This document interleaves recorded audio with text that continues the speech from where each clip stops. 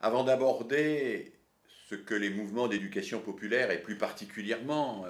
les CMEA pourraient apporter aujourd'hui dans le contexte que nous vivons, il faut rappeler, je crois, quels sont les éléments majeurs, les éléments saillants de ce contexte. Alors, disons, parce que c'est l'évidence et c'est sous nos yeux aujourd'hui, que l'élément le plus saillant, c'est pour ce qui concerne nos sociétés occidentales, la France et l'Europe en particulier, la fin des grands récits unificateurs, des grands discours théologiques qui nous disaient collectivement quel était notre avenir et comment nous devions éduquer nos enfants. Ces discours idéologiques se sont effondrés et nous sommes devant une sorte de vide qui est au fond le vide que nous impose l'émergence de la démocratie. Nous sommes devenus, dit Marcel Gauchet, métaphysiquement démocrates, peut-être même plus que politiquement démocrates. Métaphysiquement démocrates, cela signifie que nous revendiquons, chacun, le droit de participer à un collectif, et plus encore, le droit dans ce collectif de donner notre avis, et plus encore, le droit de choisir individuellement toute une série de choses, notre destin personnel, notre destin professionnel, et aussi de participer au choix de l'avenir individuel et collectif de nos propres enfants. Cette mutation est très importante et elle réactive de toute évidence les débats éducatifs. Il n'y a pas de débat sur l'éducation dans l'Union soviétique des années 60, pas plus qu'il n'y en a dans l'Iran de Khomeini, pas plus qu'il n'y en a dans les pays dictatoriaux ou les pays où règne aujourd'hui une idéologie brutale, une idéologie de la violence et du totalitarisme. Mais il y a des débats éducatifs sur l'avenir de nos enfants et sur notre avenir collectif dans des pays qui, comme la France, sont en quête de perspectives. Alors on peut vivre cela sur un mode nostalgique, en disant qu'est-ce que c'était bien à l'époque où on savait, parce qu'il y avait un grand récit mythique, républicain, socialiste, religieux, qu'est-ce que c'était bien cette époque-là, parce que l'avenir était tout tracé, parce qu'on n'avait pas tellement à s'interroger sur ce que nous voulions faire de nos enfants, et parce qu'on avait simplement à les mettre dans des institutions comme l'institution scolaire, en bouclant la ceinture de sécurité et en faisant confiance aux pilotes, un peu comme aujourd'hui on entre dans un avion. Alors on peut nourrir cette nostalgie. On peut aussi se dire, et c'est mon cas, qu'en réalité, cet effondrement des théocraties est une chance. C'est une chance pour la démocratie authentique, c'est-à-dire pour une décision collective raisonnée sur ce que nous voulons faire ensemble de notre avenir. Mais nous ne pouvons saisir cette chance qu'à condition de ne pas transformer cette émergence de la démocratie en individualisme systématique. Or, c'est bien aujourd'hui ce qui nous menace, que cette montée d'un individualisme où chacun recherche son propre intérêt à court terme et où on voit se dissoudre progressivement les perspectives de construction du bien commun.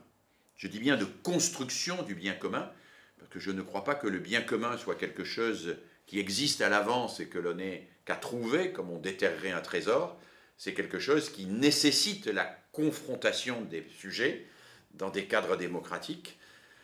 pas simplement parce qu'on y vote. La démocratie, c'est pas le vote, hein. On élit le pape, on élit Miss France, et ça ne sont pas des instances démocratiques, que je sache. La démocratie, c'est la construction d'un espace de débat,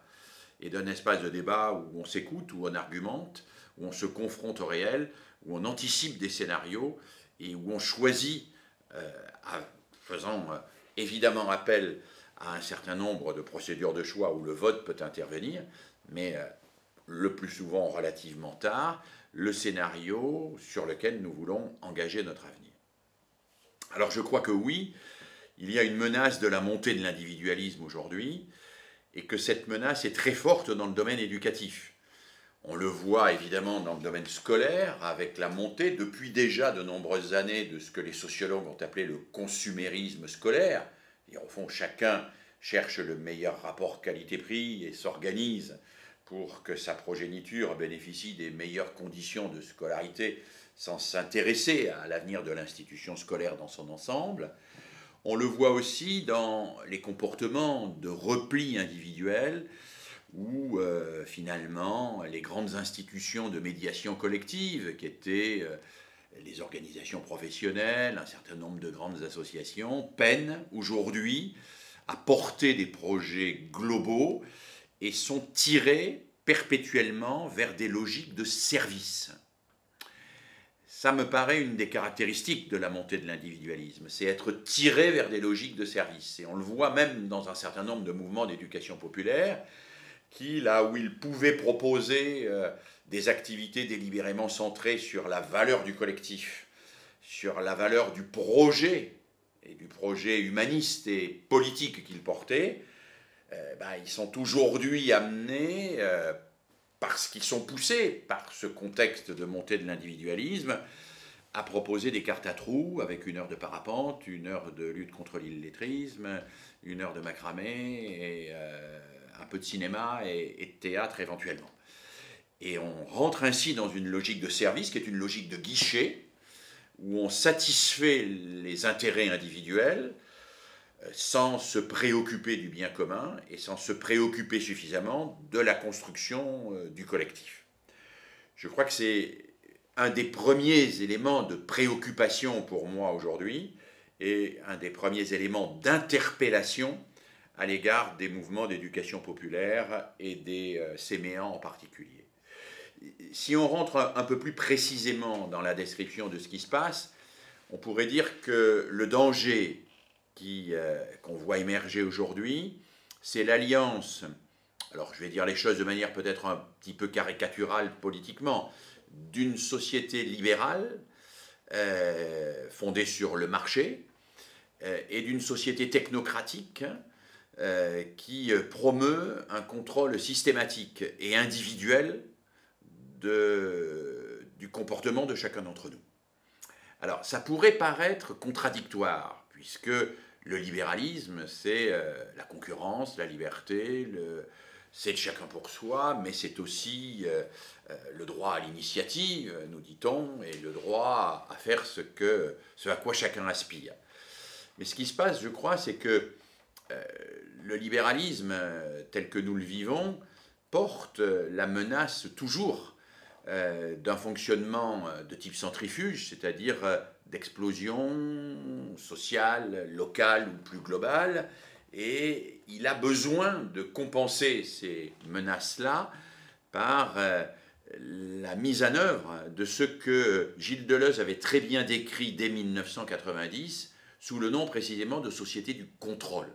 en montrant que ces systèmes de contrôle qu'on voit émerger partout, dans le domaine hospitalier, dans le domaine de la formation, dans le domaine de l'éducation, à travers une multitude d'outils, ces systèmes de contrôle sont en réalité des moyens de faire entrer les individus dans une organisation libérale en évitant qu'ils fassent exploser le système tout entier et en contenant en quelque sorte les intérêts individuels, non pas dans un intérêt collectif, mais dans un contrôle des comportements qui permet d'éviter des dangers sociaux un peu lourds. Alors cette situation-là est préoccupante et elle me paraît toucher de plein fouet les éducateurs, les travailleurs sociaux, beaucoup les travailleurs sociaux, les personnels de santé, qui simultanément se voient mis dans une situation où tout est en concurrence, les hôpitaux sont en concurrence, les lycées sont en concurrence, les missions locales sont en concurrence avec des indicateurs de performance où il faut produire le plus possible d'entrer dans les emplois d'avenir, d'entrer dans l'apprentissage, etc., pour pouvoir bénéficier de subventions. Bon, il y a une espèce de concurrence systématique qui aboutit à une sorte de... non pas qui aboutit, mais qui est corrélée à une sorte de contrôle quantitatif systématique des comportements et qui fait se vider progressivement ce qui est au cœur de l'engagement de tous ceux et celles qui travaillent dans les métiers de l'humain, c'est-à-dire l'attention à l'autre et la construction du lien social. Et je suis très préoccupé de cela. J'en suis préoccupé parce que je vois aussi monter cela très fortement dans le cadre scolaire. Alors je m'explique. J'ai été un promoteur il y a de nombreuses années de ce que j'ai appelé la pédagogie différenciée.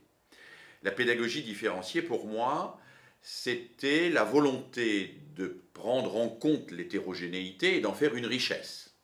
D'en faire une richesse pour stimuler les interactions, pour stimuler les systèmes d'aide, pour organiser dans une classe des ateliers, pour faire quelque chose qui aille dans le sens de ce qu'avait promu l'éducation nouvelle. On voit bien que la pédagogie différenciée aujourd'hui est quasiment moribonde. Pourquoi? Parce qu'elle a été remplacée par une multitude de systèmes que j'appelle des systèmes de détection-dérivation. C'est-à-dire que le groupe hétérogène n'est plus vécu comme une richesse et que l'institution scolaire développe toute une série de pratiques qui consistent à identifier les dysfonctionnements qui peuvent exister chez tel ou tel individu et à organiser pour tel ou tel individu ce qu'on appelle d'abord une pédagogie de soutien, puis ensuite un traitement spécifique, puis un programme de ceci, puis un programme de cela, jusqu'à une multitude de traitements différenciés qui se font d'ailleurs sur la base implicite du modèle médical, détection, symptômes, remédiation. Et là où on avait, avec la pédagogie différenciée, un travail sur la richesse du collectif, sur la mise en synergie des différences,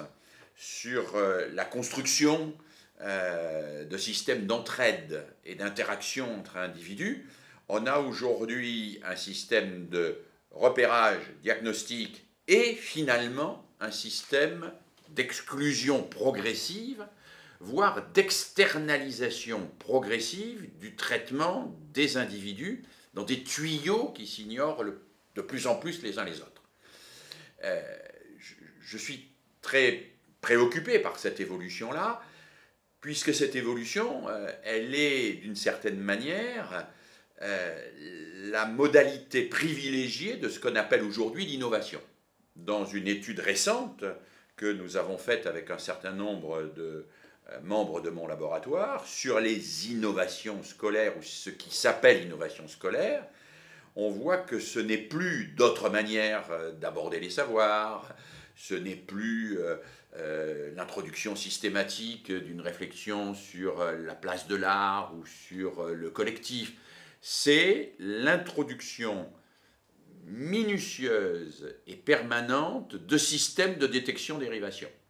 C'est-à-dire, avec plus ou moins de bonnes intentions, on fait intervenir des gens spécialisés qui vont traiter d'une manière le plus souvent individuelle les problèmes des uns et des autres sur un modèle qui ressemble très fort au modèle médical, mais pas le modèle médical ouvert que nous pouvons voir aujourd'hui se développer, un modèle médical relativement traditionnel qui est celui de l'homme-machine, qui consiste à détecter ce qui ne fonctionne pas, à changer la pièce ou à réparer l'individu avant de le remettre dans le système normal. C'est un système médical finalement très individualisé et surtout très normalisateur.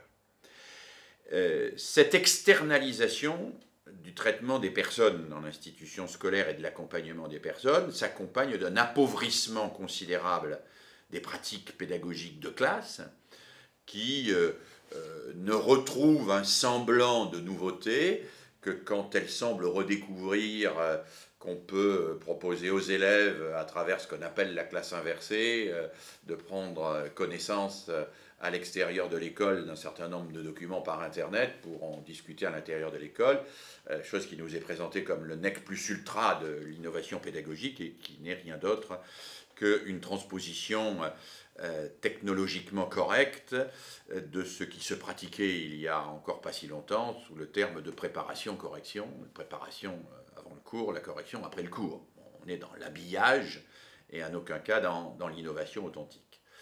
Et alors, ce qui est en train de se passer dans l'institution scolaire, cet appauvrissement des pratiques du collectif, cette individualisation systématique me paraît extrêmement préoccupante. En réalité, nous sommes au bout du bout d'un système qui, à mes yeux, est un système qu'il faudrait véritablement réinterroger et questionner. On vit dans l'idée que ce que les sociologues comme Guy Vincent appellent maintenant la forme scolaire est la seule manière de enseigner et de découvrir le savoir et les connaissances. Alors la forme scolaire, au bout du compte, c'est 30 élèves du même âge, à peu près du même niveau, qui font la même chose en même temps, dans des séquences qui sont de 45 minutes à 1 heure, avec l'appel au début, le rappel des devoirs à faire à la maison à la fin, et ainsi de suite. Bon. C'est une forme qui, aujourd'hui, me semble être devenue très largement obsolète, y compris parce que elle s'est refermée sur elle-même, elle ne mobilise plus les élèves, elle ne contribue pas à créer du collectif et elle engendre au contraire cette externalisation progressive du traitement de la difficulté qui va dans le sens de l'individualisme que j'ai dénoncé tout à l'heure. Alors au bout du compte, quelle est l'urgence pour moi aujourd'hui et tant au regard de l'ensemble de l'éducation populaire que des CMA. C'est l'idée de retrouver d'abord les vertus du collectif. Et du collectif hétérogène dans ce qu'il a d'essentiel pour former une société démocratique et pour construire du lien social. Face à cette espèce d'émiettement de la société, face à ce fonctionnement de la société des ghettos, comme dit Éric Morin, ghetto de riches et ghetto de pauvres, ghetto de gens qui se referment entre eux autour de leurs affinités, ghetto autour de qui se ressemblent s'assemblent, ghetto dans les écoles, mais ghetto au sein même du traitement de l'échec scolaire. Face à cela, c'est de redire et de montrer que l'hétérogénéité, la différence, le collectif qui est fondé sur l'hétérogénéité et la différence sont des utopies concrètes, et j'assume le caractère oxymorique de cette expression, sont des utopies concrètes possibles aujourd'hui. On peut faire travailler des gens autour de projets collectifs, on peut les faire apprendre, on peut les faire s'engager, même s'ils n'ont pas le même âge, le même niveau, s'ils ne viennent pas tout à fait du même quartier, s'ils n'ont pas la même culture, et si justement on est capable de transformer ces différences en interaction féconde, en richesse, et en construction d'un bien commun qui ne préexiste pas, mais qui va être l'objet du travail collectif. Et là, on va retrouver, et on va peut-être être capable de construire une conception nouvelle, mais elle n'est pas tellement nouvelle par rapport aux finalités et à l'histoire de l'éducation populaire, de l'autorité. Dans un collectif qui a l'autorité, c'est celui qui a une responsabilité. Dans une classe de maternelle, un enfant de 3 ans peut avoir autorité sur le bocal à poisson. Si c'est lui qui est responsable du bocal à poisson, il a l'autorité nécessaire pour dire « j'interdis qu'on mette n'importe quoi dans le bocal à poisson parce que je suis responsable du bocal à poisson ». Et l'enfant qui est dans cette option-là, dans cette optique-là, qui a compris que l'autorité était liée à sa responsabilité, a compris ce qu'était l'autorité dans un système démocratique. Il a compris que dans un système démocratique et non pas théologique, eh bien, on est toujours détenteur d'une autorité en tant que je suis responsable du bocal à poisson, j'ai autorité pour dire qu'on n'a pas le droit de mettre n'importe quoi dans le bocal à poisson. Et de la même manière, en tant que j'ai été mandaté pour faire ceci, en tant que je suis le garant de faire cela, j'ai autorité. Construire des collectifs où chacun a une place, c'est-à-dire une responsabilité, une autorité, à partir de sa responsabilité, où chacun peut participer dans des rituels qui nécessitent d'être formalisés, parce que ce n'est pas spontané ça, à la discussion collective, peut participer à l'élaboration d'un projet, d'un avenir commun, c'est, me semble-t-il, contre toutes les velléité d'individualisme qui nous assaille de toutes parts, la priorité que doit se donner l'éducation populaire. En tout cas pour moi, si j'avais à résumer en 2 mots ce que j'espère de l'éducation populaire dans les années à venir, ce serait urgence collective. Urgence collective contre toutes les formes d'individualisme exacerbé.